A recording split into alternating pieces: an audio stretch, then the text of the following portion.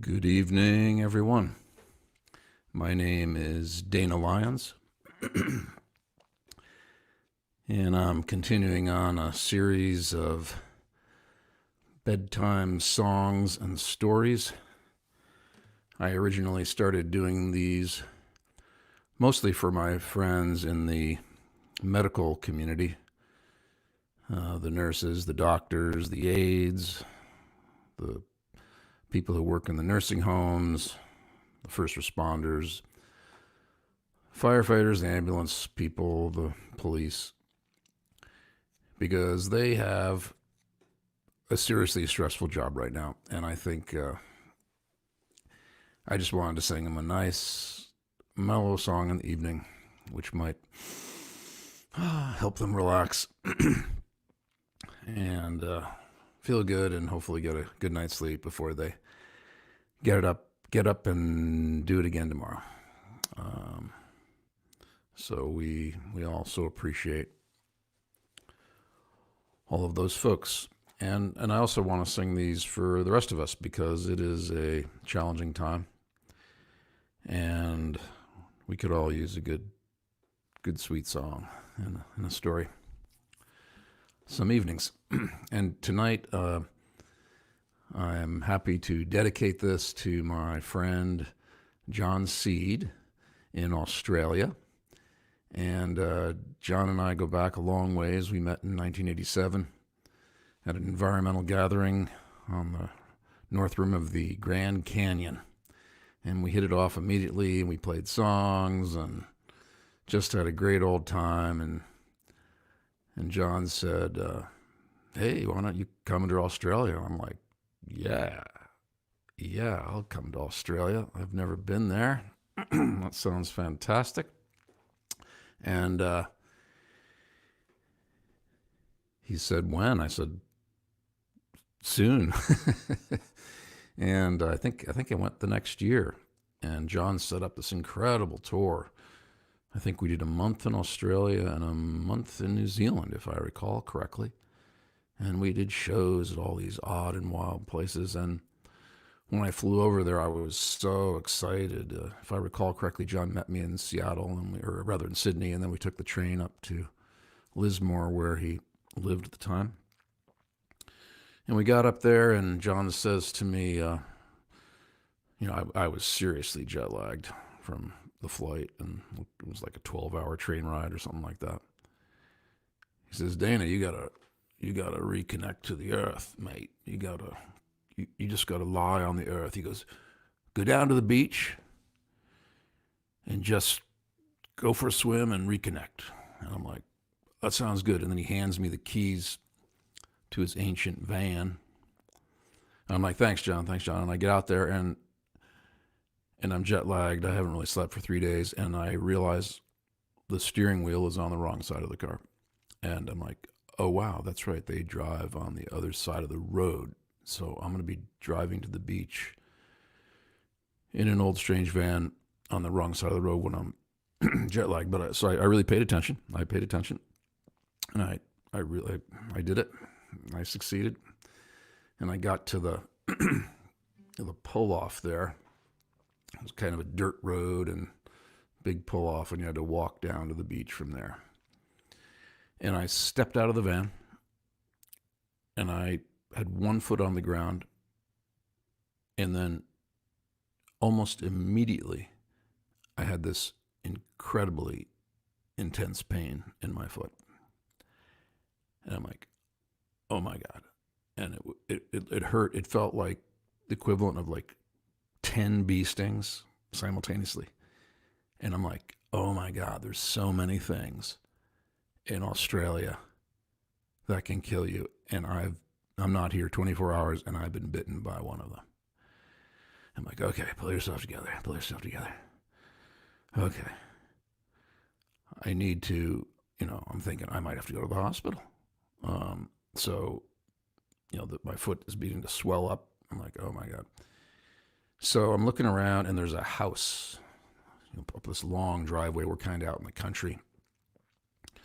And I think was it Bundudgeon? I'm forgetting exactly where we were, the beach there, or where I was alone with my foot swelling up, thinking I'm going to die in Australia. So I walk up to this house, a lot of pain. I'm thinking, these may be the last human beings I ever see. And, I'm like, wow, I hope someone's home. I knock on the door. Oh, wow, there's a strange guy showing up at their house. And this man comes to the door. I'm like, it's my first day in Australia. I've been bitten by something. It's really painful. I wanted to see if you know anything about it. Is it dangerous? He takes a look at my foot and he goes, "Oh, it's just a jumping ant, mate." Jumping ant. "Yeah, you must have stepped in one of their nests." Oh yeah, it'll hurt for about 3 hours and it'll itch for about 10 days, but you'll be fine, mate. You'll be right. That's what he said to me. So I was greatly relieved and still in a lot of pain, but I went down, had my swim, and was very happy. Be alive and in Australia. And over the course of the following weeks, I got bit by a bull ant, and then I got bit by green ants in the park. John Seed wanted me to bond with Australia. Well, I did. But I went to Australia for two reasons. One, to see the beautiful continent, but also I wanted to ask John Seed one question. And I wanted to ask him at the right moment because it was a big, profound question. And I looked up to John Seed because he had organized so many rainforest action groups and saved so much rainforest. I mean, I believe he's, of all the people I've met, he's saved more rainforest than anyone else. I mean, and the rainforests are the lungs of the world, and they have so many species in them. I mean, there's no question in my mind that because of John's work, there are species that did not go extinct in the rainforest because he helped save so much rainforest. So thank you, John. I really appreciate that. So John was this hero to me and brilliant organizer. I wanted to ask him this question. And so finally, I was a little shy about asking it, so I didn't want anyone else around. And we were sitting on a beach. This was a couple of weeks later. And I said, "Hey, John, what is your strategy for saving the earth?" And he looks at me and he goes, "Oh, mate, the earth is much too complicated and complex for anyone to really understand what's happening. And I have no strategy." And he said, for us to save Mother Earth, to protect Mother Earth from the way humanity is treating her, he said, the only way that's going to happen is if there's a great green wave of enthusiasm and commitment and love and joy from humanity. A great wave of a movement. And then he explained to me that no one individual can create that wave, that it occurs by some, things happen and a lot of people, then all of a sudden the wave occurs. And he says, the best you can do is to pray for that great wave to come, that great green wave of support, and polish your surfboard, mate, so you're ready when that wave shows up. And I thought what he meant by that was, polish your surfboard is take what skills I have or any of us have and practice them and practice them and practice them and just be really good at it and keep working at it. And then maybe someday that wave comes in and we all hop on our surfboards, the things we do the best, and we figure out a way to protect our beautiful planet for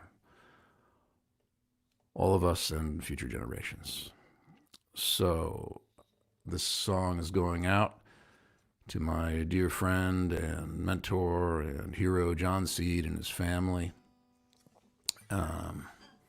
over there in Australia. And I was supposed to leave for Australia in just a few days to go visit them and many friends there, but Of course, none of us are going anywhere right now because of our situation.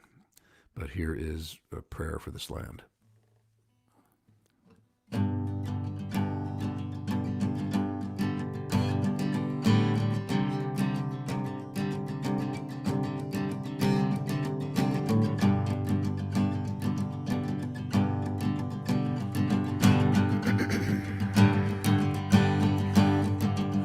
Won't you please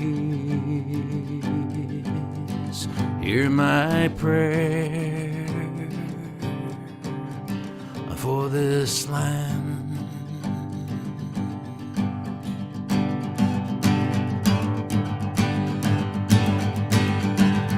Won't you please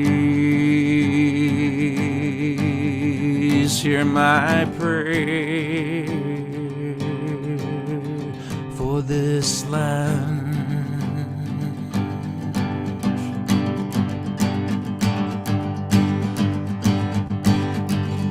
And you know that I'm ready to do my part.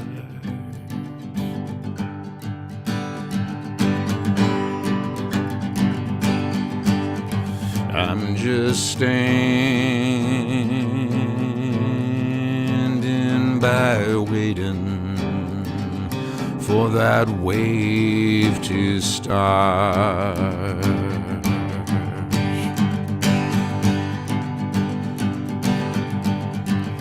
Well, now only the moon can turn the tide.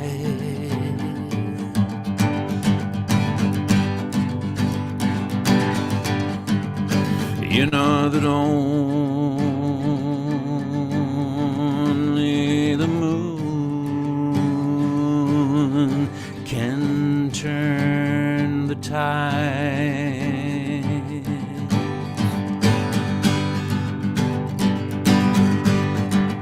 So I kneel and I pray at the ocean side.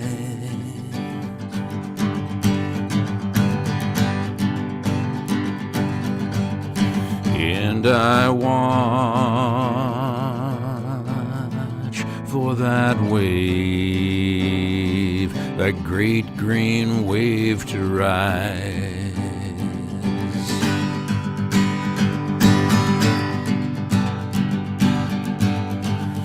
There's a sparkle of hope in every eye.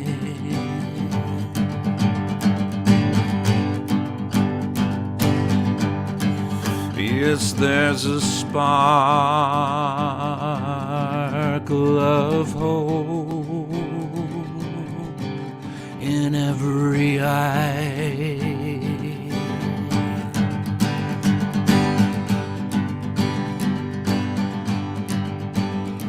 And when those eyes sparkle at the same time,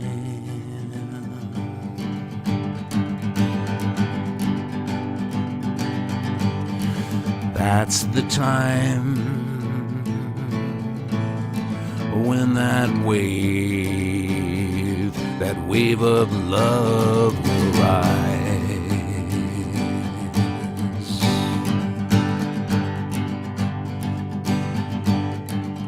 Won't you please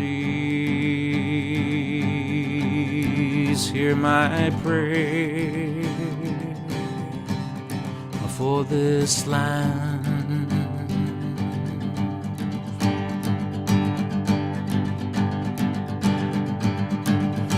Won't you please hear my prayer for this land?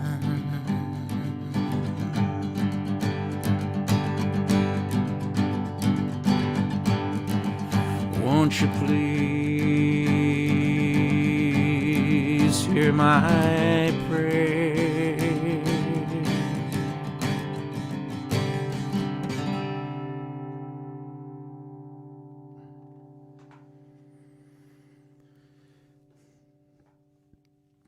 So thank you for inspiring that song, John Seed, and for inspiring me and so many others to work to protect the rainforest and the creatures of our beautiful planet Earth.